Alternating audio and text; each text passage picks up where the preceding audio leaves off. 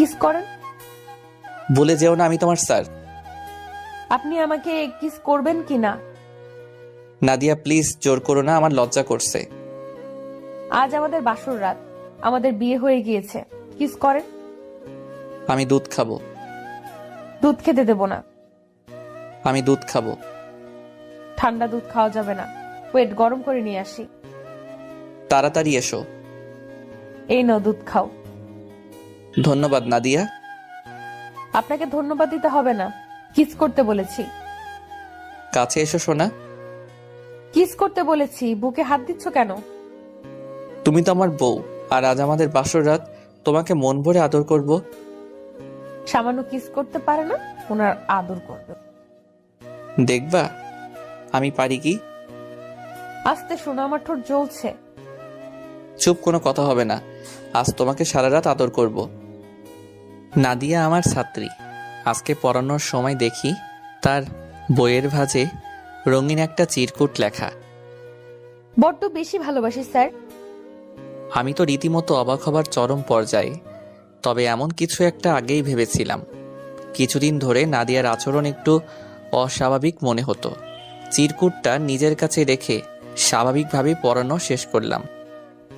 তারপর নির্দিষ্ট সময় শেষে যখন ওর রুম থেকে বের হচ্ছিলাম, তখন নাদিয়া বলল, স্যার কিছু বললেন না? কোন বিষয়? আপনাকে যে চিরকুট দিলাম। সেখানে তো কোনো উত্তর দেবার মতো কিছু পেলাম না। তুমি তোমার নিজের কিছু কথা লিখে দিয়েছ। সব সময় সব জিনিসের উত্তর হয় না। কিন্তু আমার তো উত্তর চাই। অপেক্ষা করো, পেয়ে যাবে। আমি আর কথা না বাড়িয়ে বাসা থেকে বেরিয়ে পড়লাম। এটাই হয়তো আমার শেষ যাওয়া, আর এই বাড়িতে পা রাখা যাবে না। সদ্য বেড়ে ওঠা নাদিয়ার আচরণ প্রশ্রয় দেওয়া যায় না। নাদিয়াদের বাসা থেকে বেরিয়ে আমি সরাসরি আঙ্কেলের অফিসে চলে এলাম। আঙ্কেল আমাকে দেখে খানিকটা অবাক হয়েছে নিশ্চয়ই, কেননা এখনও মাস শেষ হয়নি। মাস শেষে টিউশনির বেতনটা আঙ্কেলের অফিসে এসে আমাকে নিতে হয়। প্রতি মাসের 1 তারিখ টিউশনি শেষ করে অফিসে যাবার নিয়ম সেই শুরু থেকে। কি ব্যাপার আফসান, কেমন আছো? আলহামদুলিল্লাহ আঙ্কেল, আপনি কেমন আছেন? এই তো চলছে। আমি একটা কথা বলতে এসেছি আঙ্কেল। বলো। আমি নাদিয়াকে আর পড়াতে পারবো না, তাই ওর জন্য নতুন শিক্ষক রাখার ব্যবস্থা করেন। চাকরি হয়ে গেছে? না আঙ্কেল, অন্য কারণ। আমাকে বলা যাবে? আঙ্কেল, নাদিয়া আমাকে প্রপোজ করেছে। সে হয়তো আমাকে পছন্দ করে ফেলেছে, তাই আমি চাই না এটা আর সামনে বাড়ুক। বুঝলাম। আমাকে ভুল বুঝবেন না, আমি চাই নাদিয়া অনেক বড় হোক। নাদিয়া বেশ মেধাবী, তার মতো ছাত্রী আমি কখনো পাইনি, তাই তার সেই মেধাকে আমি প্রেমের ফাঁদে ফেলতে চাই না। তুমি তার থেকে আলাদা হলে সে কি স্বাভাবিক থাকবে বলে মনে হয়? নাদিয়া সবেমাত্র ইন্টারমিডিয়েটে পড়ে, এটা তার ভুল করার সময়। আপনি আজকে বাসায় গিয়ে তাকে যথেষ্ট বোঝাবেন, তাকে আমার কথা বলবেন। কি বলবো? বলবেন যে আমি বলেছি তাকে ভালো করে পড়াশোনা করতে হবে। ইন্টারমিডিয়েট পাশ করে দেশের ভালো কোনো ভার্সিটিতে তাকে ভর্তি হতে হবে। যদি সে পারে তাহলে একদিন আমি তার সামনে আসব। তার সফলতা একদিন আমাকে তার কাছে নিয়ে আসবে। সত্যি সত্যি যদি সে অপেক্ষা করে? করবে না। সময়ের সঙ্গে সঙ্গে সমাজ, মানুষ, প্রকৃতি সবকিছু বদলে যায়। 2-1 বছর গেলে সে এমনিতেই আমাকে ভুলে যাবে। ঠিক আছে, আমি তাই বলবো। আজকে থেকে আপনি একটু বেশি সময় দিবেন তাকে। তবে আমাকে প্রপোজ করার জন্য তাকে মোটেই বকাবকি করার দরকার নেই। তাকে ভালোবাসা দিয়ে বোঝাবেন, সে বুঝতে পারবে। চা খাবে? না আঙ্কেল। একটা প্রশ্ন করি। জি আঙ্কেল, করেন। নাদিয়া আমার একমাত্র সন্তান, যথেষ্ট মেধাবী শিক্ষার্থী, সেটা তুমি নিজে স্বীকার করছো। হ্যাঁ, সত্যি বলছি।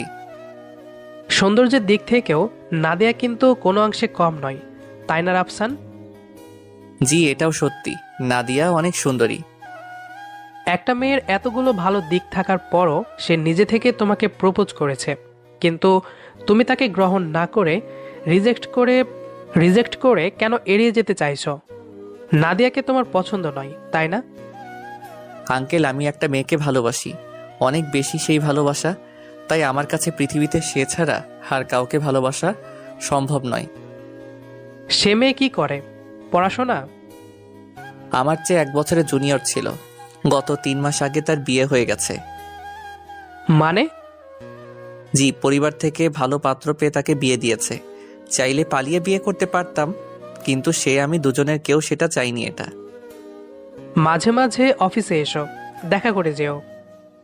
কথা দিতে পারছি না, তবে আপনার দাওয়াত আমার স্মরণ থাকবে। এটাই আঙ্কেলের সঙ্গে আমার শেষ দেখা। রাত 10টার মতো বেজে গেল, তবুও মেসে ফিরে যেতে ইচ্ছে করছে না। 2 মাসের বাসা ভাড়া বাকি হয়ে গেছে। গত মাসে যেদিন আঙ্কেলের অফিস থেকে টাকা নিয়ে বের হলাম, তার ঠিক 3-4 ঘন্টার মধ্যে পকেট ফাঁকা করে রাজধানীর কোনো এক পকেটমার তার পকেট ভারী করেছে। আজকে দুপুরে ম্যাচ থেকে বের হওয়ার সময় ম্যাচের ম্যানেজার কড়া করে কথা বলে দিয়েছে, দরকার হলে মোবাইল বিক্রি করে দিয়ে তারপর যেন বাসা ভাড়া দেই, এমন কথা বলেছে। অনিচ্ছা সত্ত্বেও ক্লান্ত হয়ে 10:30টার দিকে ম্যাচে ফিরে গেলাম। আমার একমাত্র রুমমেট সাদ্দাম, অনার্স 2য় বর্ষের ছাত্র। ঘরে ঢুকে বিছানায় শুয়ে পড়লাম। পোশাক পাল্টাতে ইচ্ছে করছে না। একটু পরে সাদ্দাম বলল, সন্ধ্যা থেকে কই ছিলেন রাফসান ভাই? আর মোবাইল বন্ধ কেন? আফরিন আপু এসেছিল। আমি চমকে উঠলাম। বিয়ের পরে আফরিনের সঙ্গে আর যোগাযোগ হয়নি আমার। আজকে হঠাৎ করে মেসেজ চলে এসেছে। ঘটনা কি? কখন এসেছিল? বিকেলে এসেছিল, ঘন্টা 2 অপেক্ষা করে চলে গেছে। ও, আপনার 2 মাসের বাসা ভাড়া দিয়ে গেছে আর একটা চিঠি রেখে গেছে। চিঠিটা আপনার টেবিলে আরণ্যক উপন্যাসের মধ্যে আছে। আচ্ছা ঠিক আছে। ক্লান্ত শরীরে সেইভাবেই ঘুমিয়ে গেছিলাম। রাত 3টার দিকে হঠাৎ ঘুম ভেঙে গেল। সাদ্দাম বই পড়ছে এখনো। সেই ছেলেটা অনেক মেধাবী, ঠিক নাদিয়ার মতো বলা যায়। নাদিয়া যে কোনো পড়া সহজে আয়ত্ত করতে পারে, আর সবসময়ই সে নতুন করে প্রশ্নের উত্তর সাজিয়ে বের করে। এতে করে শিক্ষকদের দৃষ্টি আকর্ষণ বেশি হবে বলেই আমার ধারণা। মাথা নাড়া দিলাম। মাথার মধ্যে নাদিয়া গুড়গুড় করতে শুরু করেছে। তার চিন্তা মাথা থেকে বের করে দিতে হবে, আর সেজন্য এখন আফরিনের রেখে যাওয়া চিঠিটা পড়া যেতে পারে। আমি বিভূতিভূষণের আরণ্যক উপন্যাসের মধ্য থেকে চিঠিটা বের করলাম। আফরিন জানে এটা আমার প্রিয় একটা উপন্যাস। কেমন আছো? তোমার কথা মতো মা বাবার পছন্দের ছেলেকেই বিয়ে করলাম। সত্যি বলছি, হাজবেন্ড হিসেবে সে অনেক ভালো। আমি তোমার সঙ্গে কাউকে তুলনা করতে চাই না, তাই করলাম না। না হলে সব দিক দিয়ে সে প্রায় তোমার মতো। সপ্তাহখানেকের মধ্যে আমরা দেশ ছাড়ছি, চলে যাব ইউরোপের কোনো এক উন্নত ব্যস্ত শহরে। তোমার সঙ্গে দেখা করার অনেক ইচ্ছা ছিল, কিন্তু তোমার মোবাইল বন্ধ। বাসা ভাড়া দিয়ে গেলাম, তবে আমার মন বলছে আগামী মাসের মধ্যে তুমি ভালো একটা চাকরি পাবে। তুমি তো জানো আমি মাঝে মাঝে যা বলি তাই হয়ে যায়। এবার যদি হয় তাহলে আমি হ্যাপি। ভালো থাকার চেষ্টা করবে। কত বছর পরে আর দেশে ফিরবো জানি না, তবে বাংলাদেশে ফিরে আমি তোমার সাথে দেখা করার চেষ্টা করব। আশা করি সব ধরনের যোগাযোগ বন্ধ করবে না। আফরিন। 3 বার পড়লাম, তারপর ভাঁজ করে সেভাবেই রেখে দিয়ে রুম থেকে বেরিয়ে হলাম। রাতে কিছু খাওয়া হয়নি, তাই ক্ষুধাটা বড্ড জ্বালাতন শুরু করেছে। 6 বছর পেরিয়ে গেছে। অফিসে বসে বসে সেই চিঠিটা একটু আগে আবার পড়লাম। আফরিন কিংবা নাদিয়ার পরিবারের সঙ্গে আর যোগাযোগ হয়নি। অবশ্য ঢাকা শহর ছেড়ে আমি সেই সময়ই চট্টগ্রামে চলে এসেছিলাম। এরপর আর কোনোদিন ঢাকা শহরে যাইনি, তাই কারো সঙ্গে যোগাযোগ হবার সুযোগ ছিল না। ব্যবহৃত সিম আর ফেসবুক আইডি সব কিছু শেষ করে দিয়ে নতুন জগৎ তৈরি করলাম। এখনও ব্যাচেলর বাসা ভাড়া নিয়ে বাস করি। সকালবেলা অফিসে নাস্তা করি, দুপুরে অফিস থেকে লাঞ্চ করা হয়, আর রাতে হালকা কিছু খাওয়া। এই তো জীবন। সপ্তাহখানিক পরের ঘটনা। অফিস স্টাফদের নিয়ে কক্সবাজার থেকে ঘুরে এলাম গতকাল। চট্টগ্রাম থেকে খুব কাছেই। বৃহস্পতিবার রাতে গিয়ে আবার শুক্রবার রাতে ফিরে এসেছি। তারপরে গতকাল শনিবার পেরিয়ে আজ রোববার। রিসিপশন থেকে কল দিয়ে বলল আমার সঙ্গে একটা মেয়ে দেখা করতে এসেছে। নাম জিজ্ঞেস করতে এসে বলল মেয়েটার নাম নাদিয়া। আমি চমকে গেলাম।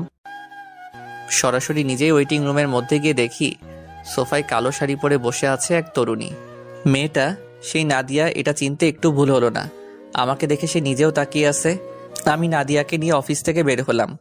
আগ্রাবাদের কাছে একটা পার্ক আছে, সেখানে চলে গেলাম দুজনেই। এর মধ্যে আমাদের কোনো কথা হলো না।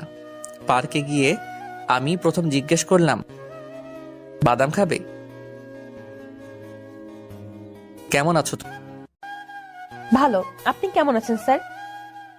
আমিও ভালো আছি। এতদিন পরে কিভাবে খুঁজে পেলে আমাকে সরাসরি অফিসে?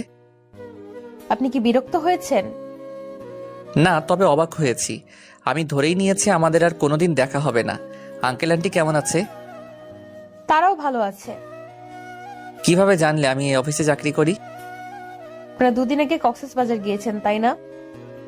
হ্যাঁ। আপনারা যে গ্রুপের সঙ্গে গেছেন, সেই গ্রুপের সঙ্গে আমি বেশ কয়েকবার ভ্রমণ করেছি। সাজেক, বান্দরবন, রাঙামাটি, এমনকি কক্সবাজারও। তাই ওই গ্রুপের সঙ্গে আমার অ্যাড আছে। কক্সবাজারে তোলা আপনাদের সবার কিছু গ্রুপ পিকচার সেই গ্রুপের মধ্যে আপলোড করা হয়েছে। আমি প্রথমে সেখানেই দেখেছি আপনাকে। এই কয়েক বছরে খুব বেশি পরিবর্তন হয়নি আপনার। বুঝলাম। ওদের সঙ্গে অনেকবার ভ্রমণ করার কারণে তাদের সঙ্গে হালকা কথাবার্তা পরিচয় ছিল, তাই সেখানে জিজ্ঞেস করলাম। তারপর তারা বলল আপনারা একই অফিসের স্টাফ। এত কষ্ট করে খোঁজার কি দরকার ছিল? নাদিয়া এবার আমার চোখের দিকে তাকিয়ে রইল বেশ কিছুক্ষণ, তারপর বলল, দরকার নেই, তাই না স্যার? না মানে, এতদিনে তোমার বিয়ের সংসার সব হবার কথা। পরিবার থেকে নিশ্চয়ই ভালো কোনো ছেলে দেখে বিয়ে দিয়েছে। যেখানে পরিবার নেই সেখানে আমার বিয়ে? মানে? আপনি চলে আসার পরে 3 মাসের মধ্যে বাবা মার ডিভোর্স হয়ে যায়। দোষটা সম্পূর্ণ বাবা করেছেন, সেই কারণে মাও তাড়াহুড়ো করে আলাদা হবার সিদ্ধান্ত নেয়। অবিশ্বাস্য। ডিভোর্সের পরে আমি বাবার সঙ্গে ছিলাম, আর মা চলে গেল মামার বাসায়। এরপর বাবা হুট করে আবার বিয়ে করেন। আমি আর সেই বাসায় থাকার মতো স্বস্তি পাচ্ছিলাম না। মামার বাসায় যাবার কোনো ইচ্ছা ছিল না, তাই এক প্রকার বাধ্য হয়ে মেসে উঠতে হলো। তারপর? চিন্তা করতে পারেন, বাবা মা সবাই আছে, কিন্তু আমি কাউকে পাইনি। বাবা মাসে মাসে টাকা দিতেন, তবে আমিও এর মধ্যে টিউশনি খুঁজতে শুরু করি। তখন কি ইন্টারমিডিয়েট পরীক্ষা শেষ? হ্যাঁ, ভার্সিটি অ্যাডমিশন নেব এরকম মুহূর্ত। চান্স পেলে কোথায়? ইডেন মহিলা কলেজ। আন্টি এখন কোথায়? মাও বিয়ে করে নিয়েছে, কি করবে বলেন? এত কিছু হয়ে গেল? সদ্য ভার্সিটিতে ওঠা একটা মেয়ের মা বাবার ডিভোর্স হয়ে যায়, তারপর তারা দুজনেই যদি আলাদা আলাদা বিয়ে করে, তাহলে সেই মেয়ের মানসিক অবস্থা কেমন হতে পারে স্যার? আমি এমনটা আশা করিনি। এরপর থেকে সব সময় ঘোরাফেরা করতাম, সুযোগ পেলেই যে কোনো গ্রুপের সঙ্গে ট্যুরে অংশ নিতাম। নতুন সংসারে গিয়ে মা নিজেও আমাকে কিছু টাকা দিতেন, আর বাবা তো আগে থেকেই। তাই আর টিউশনি করতে হতো না। এক সময় যে নাদিয়াকে আপনি পড়াতেন, সেই নাদিয়া নিজেও বেশ কিছুদিন টিউশনি করিয়েছে। পড়াশোনা তো এখনো শেষ হয়নি। না, আপনি চলে এসেছেন 6 বছর হয়ে গেছে। বছর খানিক চলে গেছে এইচএসসি পাশ করে, আর বাকি 5টা বছর ভার্সিটিতে। নতুন করে কাউকে ভালো লাগেনি? একজনকে ভালো করে ভালোবাসতে পারলাম না, সেখানে আবার আরেকজন। আমি একজনকে ভালোবাসতাম জানো। আপনি চলে আসার পর আমি আপনার মেসে খুঁজে বের করেছিলাম। বাবা বলেছিলেন লাভ হবে না, কিন্তু মন মানতো না, তাই খুঁজতাম। আপনার রুমে যে ছেলেটা ছিল, তার কাছে জানতে পারি আফরিন নামের একটা মেয়েকে ভালোবাসতেন। জানার পরে ভুলে যেতে ইচ্ছে করেনি? না, যদি তার সঙ্গে বিয়ে হতো তাহলে না হয় একটা কথা ছিল। এখন তো খুঁজে পেলে, ভালো লাগছে? এবার ভেজা চোখ নিয়ে নাদিয়া হাসলো, অনেক মিষ্টি সেই হাসিটা। হাসতে হাসতে বলল, আপনি বলেছিলেন আমি জীবনে সফল হতে পারলে আপনি আমার সামনে যাবেন। এখনো তো হওনি। হলে বা কি হতো? আপনি তো আমার কোনো খবর রাখেননি। আমি তোমার ভালো চেয়েছিলাম, কিন্তু তুমি এভাবে একা হয়ে যাবে ভাবিনি। আমি কি আমার অপেক্ষার পুরস্কার পাবো না? কি চাও? যাকে এত কষ্ট করে খুঁজে বের করলাম। ভেবে তারপর জানাবো। ওর মুখটা কালো হয়ে গেল।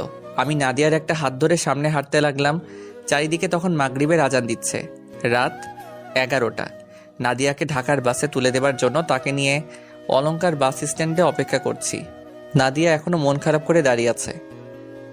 কালো শাড়ির উপর নীল একটা চাদর জড়িয়ে দাঁড়িয়ে আছে নাদিয়া। একটু পরে সুপারভাইজার এসে ডাকতে লাগলো। আমি ওকে নিয়ে গাড়ির সামনে গিয়ে দাঁড়ালাম। নাদিয়া আমার দিকে তাকিয়ে চোখের ইশারায় অনেক কিছু বলতে চাইছে। আমি ওর কানের কাছে মুখটা নিয়ে বললাম, ঢাকায় গিয়ে তোমার ভার্সিটির আশেপাশে দুজনে থাকার মতো একটা ছোট্ট ফ্যামিলি বাসা খুঁজে বের করবে। কেন? আমাকে বছর খানিক ধরে চট্টগ্রাম থেকে ঢাকা হেড অফিসে বদলি করতে চাই, কিন্তু ঢাকায় যাবার কোনো ইচ্ছে ছিল না, তাই রাজি হইনি। তবে এখন তো সেই উপায় নেই। আমি আগামীকাল অফিসে গিয়ে বদলির আবেদন করব। নাদিয়া এবার হাসলো। মাঝরাত তবুও ব্যস্ত। এই শহরের ব্যস্ত রাস্তায় দাঁড়িয়ে সে সবার সামনে আমাকে জড়িয়ে ধরল। বাসের সুপারভাইজার অবাক হয়ে তাকিয়ে রইল। আশেপাশের আরো অনেকেই হয়তো তাকিয়ে আছে। আমি সেইভাবে জড়িয়ে ধরে বললাম, সবাই দেখছে, এবার ছাড়ো। ইচ্ছে করছে না। তাহলে চলো, আমিও সঙ্গে যাই। সত্যি বলছেন? সত্যি বলছি। আরও একটা টিকিট কেটে আমিও বাসে উঠে গেলাম। নাদিয়ার পাশের সিটের ভদ্রলোককে একবার বলাতেই সে সিট ছেড়ে আমার টিকিটের সিটে চলে গেল। বাস চলতে আরম্ভ করলো। জানালার পাশে বসা নাদিয়া আমার একটা হাত জড়িয়ে ধরে বসে আছে। অনেকক্ষণ পর সে বলল, আমি ঢাকা থেকে আসার সময় কোনোদিন ভাবিনি আপনাকে সারা জীবনের জন্য পাবো। আমি কিছু বললাম না। ভাবতে লাগলাম কালকে সকালে অফিসে কল দিয়ে বলতে হবে আমি অফিসে যেতে পারবো না, একদিনের ছুটি নিতে হবে। আমরা বিয়ে করলাম, আজ আমাদের বাসর রাত।